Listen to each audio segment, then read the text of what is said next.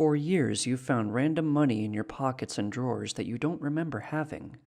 Now, you've just figured out that you have a monster living under your bed. And he's paying rent. I cleared my throat a bit and swallowed hard before continuing. It was hard to look at him. His image kept flickering under the bed like his whole existence was just a trick of the eyes. My legs were completely frozen, shaking slightly in fear. I'm sorry, did you just say rent? I clarified. That's right. Have I not been paying enough?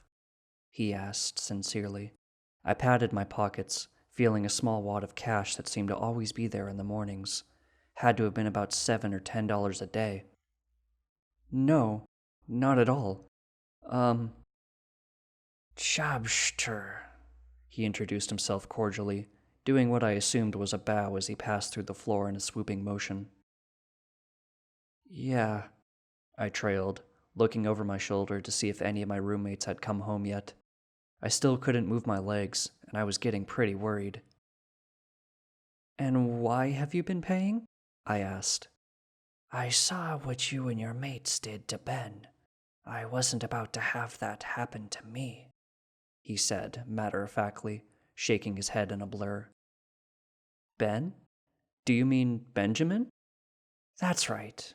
The bloke you evicted after the first month, he nodded. After he didn't pay his rent, I mused out loud. Again, Jobster nodded in agreement. I shook my head, opening and closing my mouth a few times as questions came in and were overpowered by questions more pertinent than the last. Where'd you get this money from? I asked, again craning my neck to get a look at the front door and see that it hadn't moved at all. Work, mostly, he shrugged. What line of work are you in, Jobster? Contractual stuff. I hunt a few places, reap a few souls, eat a couple of people. You know the likes of things of that nature. What about you? He asked, shifting in place. Evidently, he was getting as uncomfortable with the small talk as I was. I'm still at school, I said measuredly, urging my feet to move, but they wouldn't respond. Ah, education. Right. That's important, he nodded. He noticed me looking at the door. Your flatmates are out for the rest of the week. Went to their parents' place, remember? The thought hit me hard, and my heart started dancing a bit more anxiously. We looked around each other for a few seconds, trying to think of something else to say. He breathed out loudly. I swallowed hard again, mustering the courage to ask the next question. Is there any reason you paralyzed my feet, Jobster? Not that it's a problem. I'm mostly just curious, I asked, terrified of the answer. Ah, right.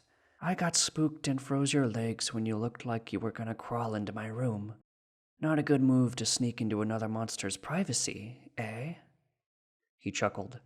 I waited for him to continue, but he just stared. Is there any way you could turn it off? I suggested.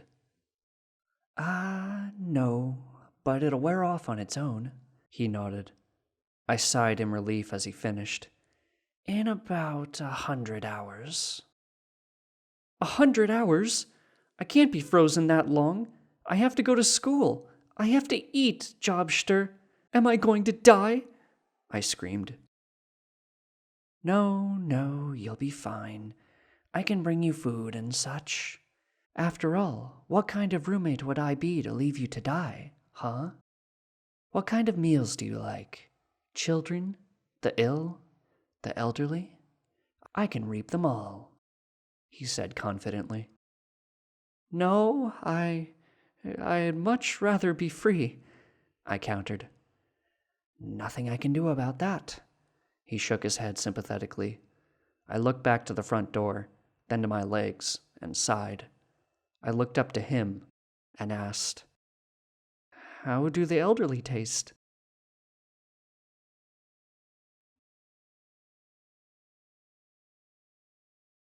This story was written by Nazer the Laser. Read buy a bag of Vicodin. Thank you for listening.